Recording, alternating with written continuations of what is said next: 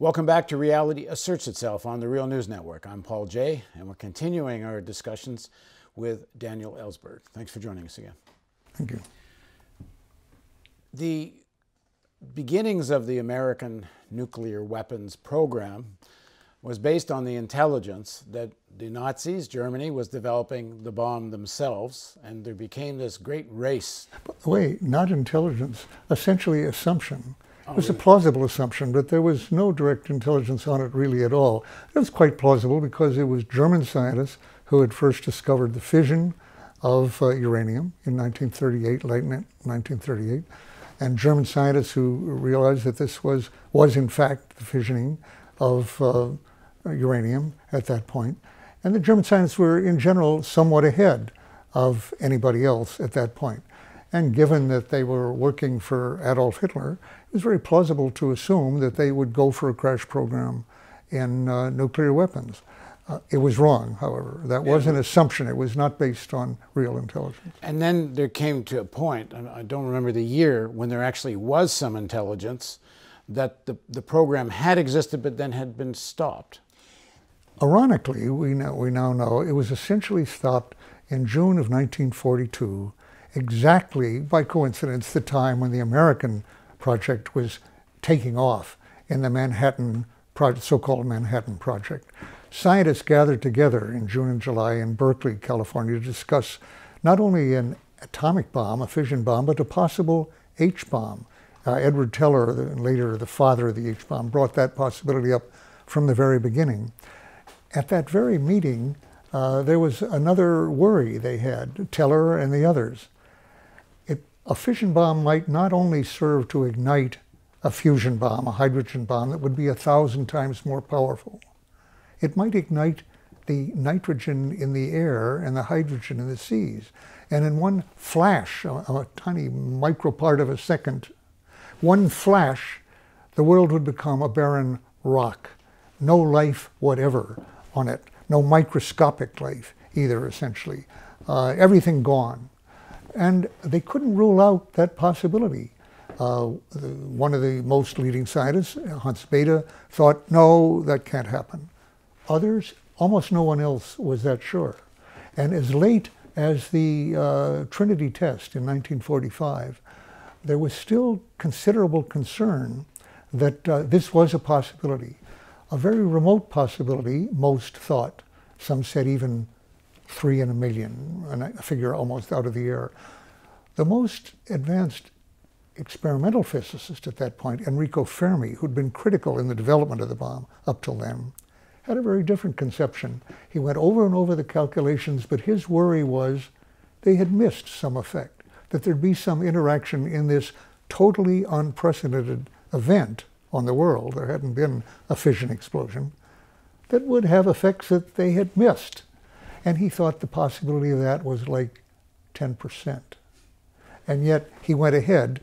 The night of the explosion, he offered bets on, he said, I can offer odds now, on make book, as he put it, on whether New Mexico will be incinerated or the whole world. 2 different bets.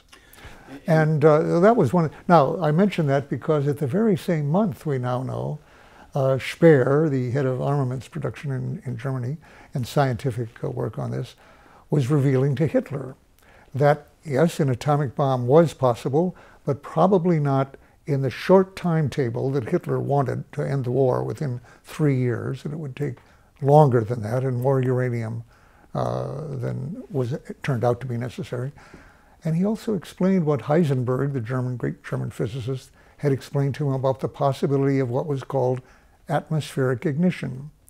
And Speer reports, Hitler was not at all thrilled by the idea that he would preside over the ending of life on Earth. And he went on to say, with his suspicion of scientists, these mad scientists probably will develop the means of burning everyone on Earth. But he said, not in my lifetime. This was in 42. Actually, Hitler committed suicide in May, it was, of 1945, just months before Enrico Fermi was making his book on 10% chance that it would all go, just exactly what Hitler had feared. But strikingly, that was a factor in Hitler's mind not to go ahead with the A-bomb. But the American scientists that go ahead do it did go ahead. in full I belief. think that was, by the way, outrageous in view of Enrico Fermi's well-founded fear. But they go ahead because they think the Germans No, are about by that to... time, remember, they go ahead when Germany has been defeated. Germany was defeated on May 8th. The Trinity test was July 26th. But the work to develop the bomb continues. Oh, they did develop. They chose to develop. But you could develop and not test. It was the test that was going to blow things up. I would say... But it's in your book, you say, that they do this in the full belief that Hitler is developing a bomb. Till May. But after May, after May 8th, that was no longer a factor. And actually, the British intelligence, and we had our own intelligence team, Alsos, but the British were scouring Germany for nuclear physicists and any evidence there had been a program. By actually the late summer of 1944 and early fall, Chadwick, head of the British program, visited Los Alamos and told his former colleague, Joseph Rotblat, a Polish immigrant, that the British had decided there was no German program. And that was true. There had not been since 1942. That's the fall of 44. Rotblat then, who had pursued this only, as you say, for fear that the Germans would get ahead of us, and the need, as he saw it then, to deter them, to be able to respond, to be able to win the war if necessary, he had worked on it. But if there was no German program, he felt this is a danger to civilization, this program, of which I will not be part. So he asked to leave the program.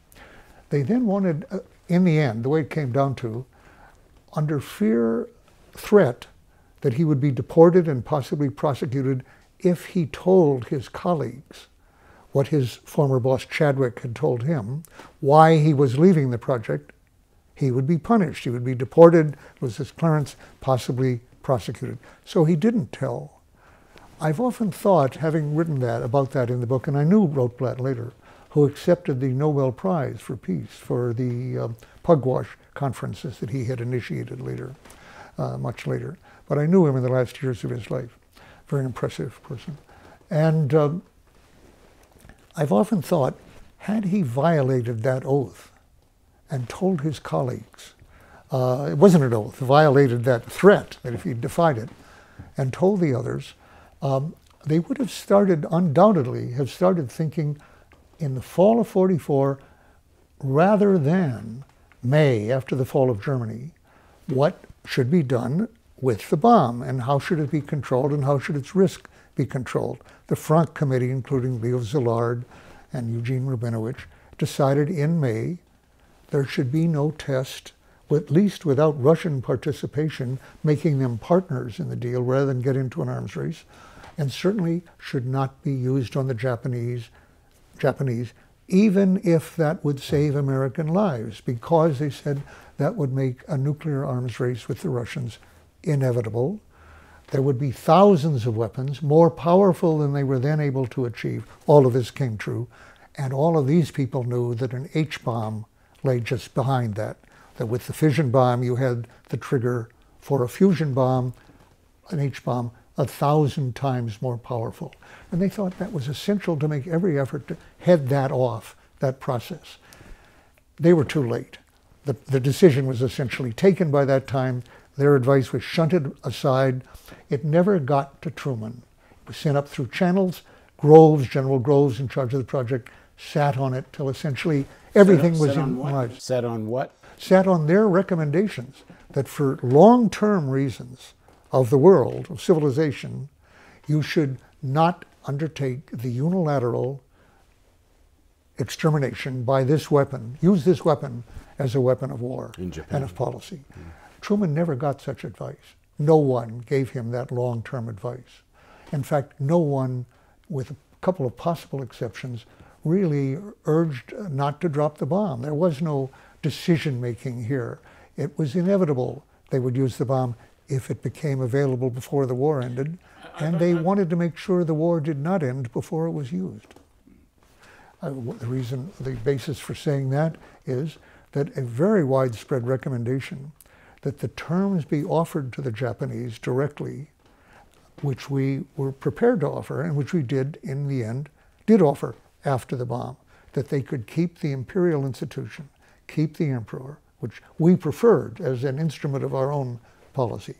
And second, that the Russians were coming in, ending the Japanese hopes that the Russians would join them, or at least stay neutral, until August 8th, when they did actually come in. Many people recommended that they do that. Why did Truman and... Before we go there, I want to just nail this first part of the story. In your book, you tell the story how the scientists working on the Manhattan Project believed they were in a race against Nazi Germany. Who was going to get the bomb first? Right. They had visions that if Hitler had the bomb, he would drop it on the United States. At what point does American intelligence, does the American government at the highest levels, when do they know that there is no Nazi bomb, but they don't tell the scientists? The British had concluded that science by the fall, early fall of 1944. They certainly shared their beliefs with American intelligence.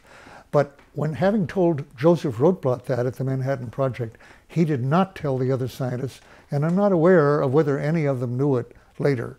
One of them, a man named Wilson, actually, I was talking to him many years later, and on the phone he started crying and said, I feel ashamed. I've never been able to justify myself that I did not quit when the Germans were out of the war, that I continued to work as they all did, except for Rotblat. This was now against a country that they knew did not have the bomb. They'd never imagined that Japan had that capability during the war. And second, in vague terms, to the extent that Japan was going to be defeated without the bomb. Now, they did not know what the leaders in Washington did know, that Japan was not planning, the high leaders, the War Council, were not proposing to fight to the death as soldiers had done on Okinawa or Iwo Jima. On the contrary, they were trying to achieve surrender terms through Russia, and they hoped that Russia would intercede, perhaps by bribing them with islands and parts of Manchuria that they could keep to enter on their side. We knew the Soviets were coming in on our side, but we kept that secret from the Japanese.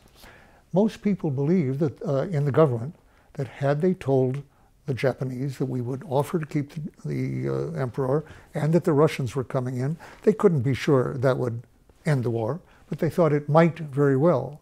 And they proposed doing that even before Potsdam, but definitely at Potsdam, by which time the Okinawa campaign was over. The Soviets wanted to announce then that they were coming in. We refused that.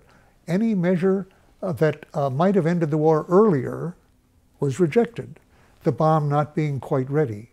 Now, I wouldn't say there was definite proof that this was a major motive for keeping the war going, but it's certainly consistent with a desire not to end the war until the bomb had been demonstrated to Congress, but above all to the Soviets. To begin the next phase of post-war history, that's right, with a shot across the bow. As Blackett put it, he said this was really the first battle of the Cold War rather than the last act of the World War II. Well, it was both. Strictly speaking, after the bomb, both bombs had been dropped, the Air Force wanted to continue to show their major role in the ending of the war, and Hap Arnold sent 1,000 planes and a 1,000-plane raid over Japan on August 14th, knowing that the emperor was about to surrender, issue a surrender, and the surrender came before the planes had returned from Japan. That came after the bombs. So the Air Force was very concerned that at the end of the war, they wanted to be an independent Air Force, free of the Army, which had been in control of them until then, to have a very large Air Force, and in particular to have a large enough industry to support a major R&D, research and development program, so that the Air Force would always have superior weapons, would have the most advanced weapons. And for that, you needed a large R&D effort. And for that, it turned out, you needed something much more than commercial sales of airplanes. You needed government purchases to keep these firms profitable.